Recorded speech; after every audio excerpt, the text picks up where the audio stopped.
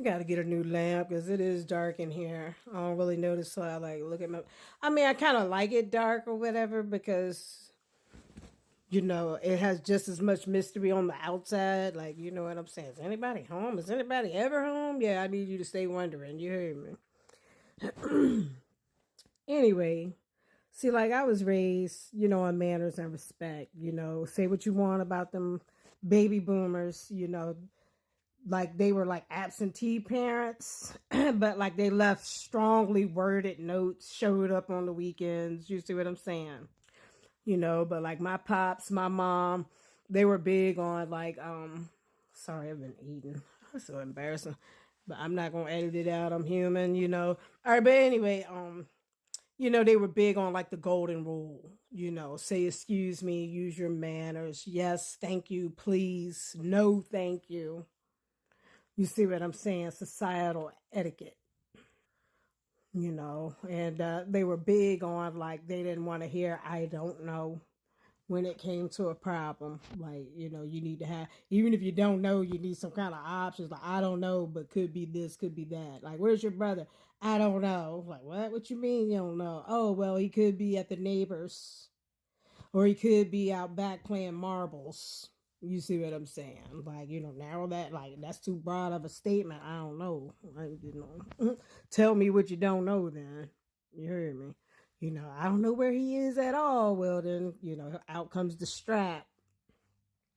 Back then, they used to say, like, they spanked us in love because they would have mercy, to whereas outside forces will not have mercy. Like there are some people out there and they got stars made out of metal and they're out there. But like in their head, you know what I'm saying? They don't believe anybody is good. I've been friends with a lot of officers over the years, you know what I'm saying, working in like food service and things like that. And they are good people and they're kind of nervous out there from what I've been told throughout my life. You see what I'm saying? And I felt like they put the passion the passion when they would tell their tales. You see, like the one time you slip, boom, something happens. You see, so they got to wrestle with that inside. And that's where like respect and stuff goes a long way. Like a lot of times when I see an officer, you know what I'm saying, I'm going to stare in his eyes first. Like, we're human beings before any title. And then, I respect that you have the authority as the officer. I understand that you represent the vicinity, the precinct, you know what I'm saying, the town as the official. You understand? And I feel like we would do better off to remember that, this is kind of like when men and women are complaining about submission. When the officer comes over, I could be like, you're just a servant, my taxes pay your salary and all this kind of stuff, but is that my bigger version of myself? Is that my best foot forward? You see what I'm saying? Or I can be like, I know that unfortunately you deal with the naughty people of the world, most of the time, and although I'm a good person, sometimes I make mistakes. And this is one of those nights, so you can either, let me off with a warning or give me the ticket, for example, you know what I'm saying? And a lot of times, I get the warning. Or sometimes it's like, well, I could charge you for that and that, but I'm just going to charge you for this. One officer told me, he was like, you're forthright.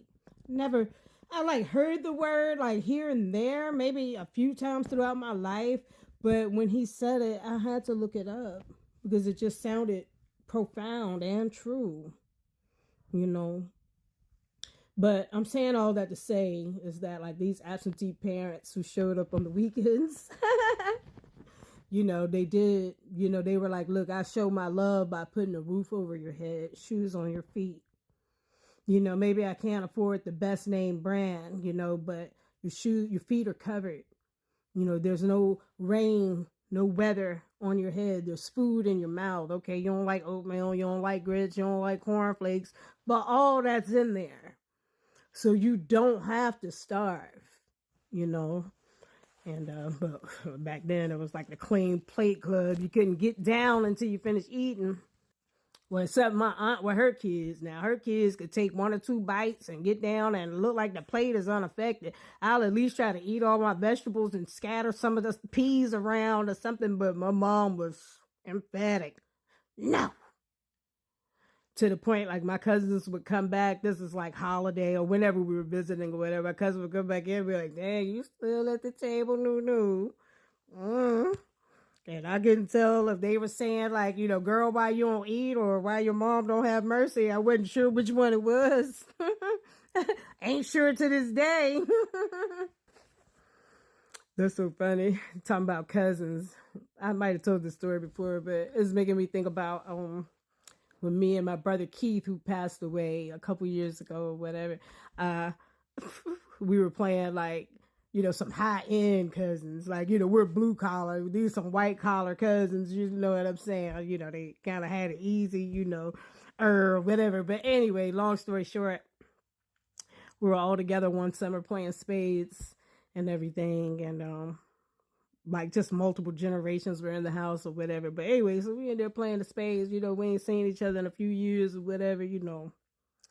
And my cousin Mike, big dog Mike, you know what I'm saying? But my cousin Mike, you know, he swear he the, you know, ish, you know, in black culture. That's what we call it, you know. I'm the ish. I'm assuming, like, you know, the horses were leaving droppings everywhere and it would be cold, but it'd be steaming hot, you know, making steam. And people were like, woo, hot. And then it just became a phrase because where on earth did that phrase come from? But anyway, you know, he think he ish and I think I'm a gift. Oh, yes, I do. You know, old age and all, you know what I'm saying? I fought to get up here, so you call me old. I know you're trying to hurt me though, but that's what make me want to try to, you know, bite you back.